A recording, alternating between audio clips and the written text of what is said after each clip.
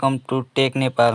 आज चाहिँ हामी HTML मा आइफ्रेम गर्नेछौँ र कसरी इम्प्लिमेन्ट गर्ने हेर्नेछौँ। ल लेट्स गो, आजको भिडियो स्टार्ट गरौँ।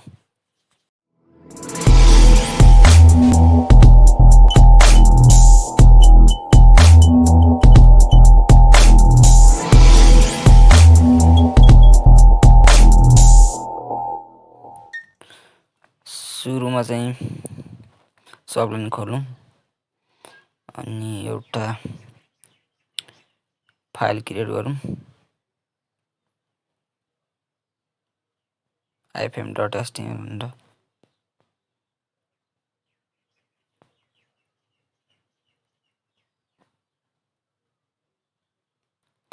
HTML ट्याब दबाऊँ, टाइटलमा दिउँ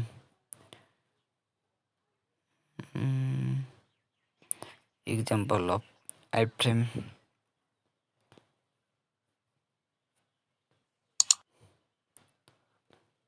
भनेर न iframe दबाऊँ, ट्याब दबाऊँ। एसआरसीमा एउटा सोर्स दिउँ, केही दिउँ भने php.com दिएर त हुन्न होला दाल परे। यो त देखाउने पो हुन्छ साथी। एउटा इमेज सर्च गरौँ, HTML को इमेज सर्च हानौँ।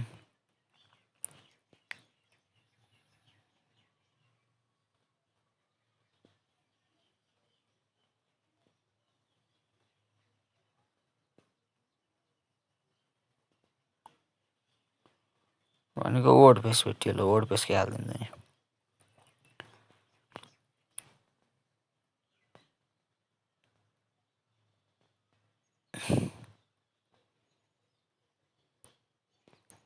एसआरसीमा जाऊँ, त्यो पाथ लगेर यहाँ कपी हानिदिउँ, ओपन इन ब्राउजर गरौँ र त्यहाँ इमेज आएको छ। त्यो अहिले विथ हाइट विथ नमिल र त्यो चाहिँ देखाइरहेको।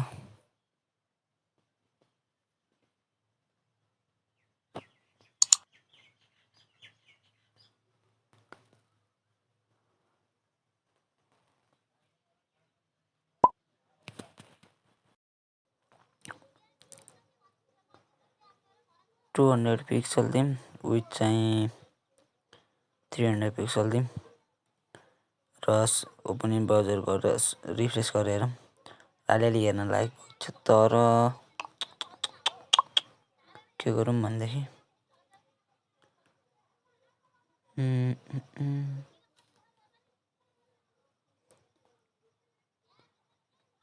यहाँ घटाइदिउँ। यसको विथ चाहिँ 0 लेख्दिउँ। एकचोटि के हुँदैछ, 0 लेखेर त हुन गएको, त्यही भएर यसलाई फालिदिउँ र हेरौँ फेरि एकचोटि।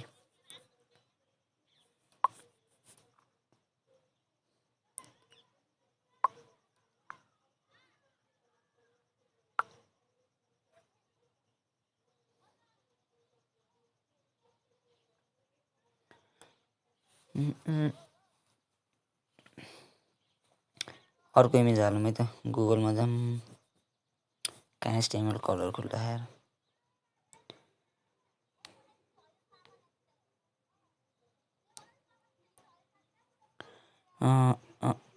HTML लेखौँ यहाँ,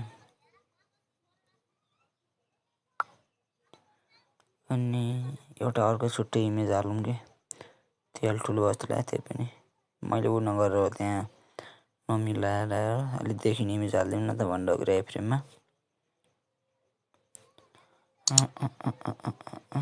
open image in new tab गरौँ, यसलाई कपी हानौँ अनि यहाँ लगेर पेस्ट गरिदिउँ एसआरसी भित्र र iframe हाल्दैन। यसलाई टक्क डालेर हाइट 100 दिन्छु र हेरौँ है त। ल यहाँ देखियो नि, त्यसरी नै देखियो, फ्रेमै देखियो क्या, तर माथि इमेज नमिल्दा भन्दा पनि देखिने त्यसरी हो त्यो चाहिँ। त्यसको बोर्डर चाहिँ हटाउन सकिन्छ हामीले होइन। स्टाइलमा दिउँ, बोर्डर दिउँ, बोर्डर नन दिउँ र हटेको छ बोर्डर। त्यहाँ हेरौँ बोर्डर नहाल्दा नन नगर्दा कस्तो बोर्डर देखिन्छ भन्ने कुरो। त्यस्तो बोर्डर देखिन्छ भने त्यसलाई चाहिँ उ गर्दाखेरि चाहिँ हट्छ कि बोर्डर नन गरिदियो भने। त्यो चाहिँ बोर्डर नन गऱ्यो भने चाहिँ हाम्रो आइएफएमको बोर्डर चाहिँ हट्छ। त्यसले चाहिँ राम्रो देखिन्छ बोर्डर हटायो भने चाहिँ आइएफएममा। बोर्डर गऱ्यो अनि यहाँलाई के गरौँ भनेदेखि र अब चाहिँ एउटा प्याराग्राफभित्र के लेखौँ भन्ने एउटा एङ्कर ट्याग दिउँ। एङ्कर ट्यागभित्र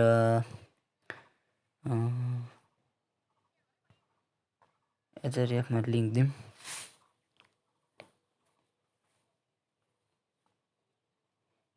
डल्दरे स्कुलको लिङ्क दिउँ यहाँभित्र चाहिँ मैले दिएँ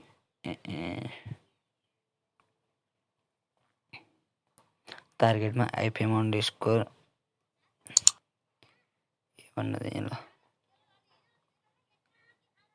गो टु डब्लु3 स्कुल पेज भनेर लेखेँ ल यहाँ र यहाँ रिफ्रेस गरेँ।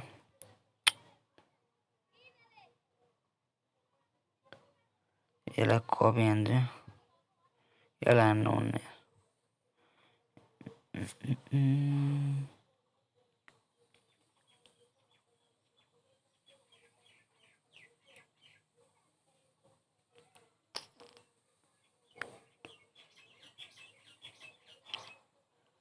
मैले के गरेँ यार, यहाँ रिफ्रेस हानौँ र यहाँ चाहिँ क्यान नट बी रिच रे अर्कै लिङ्क हालिदिउँ ल। यहाँ एउटा युट्युबको लिङ्क हालिदिउँ ल। युट्युब गीतको है त मैले सुनेर भएको लिङ्कको गीत हालिदिन्छु।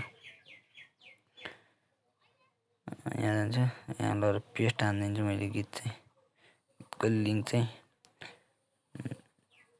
यहाँ चाहिँ लेखिदिन्छु गो टु युट्युब लेखिदिन्छु। अनि यहाँ गएर रिफ्रेस हान्छु।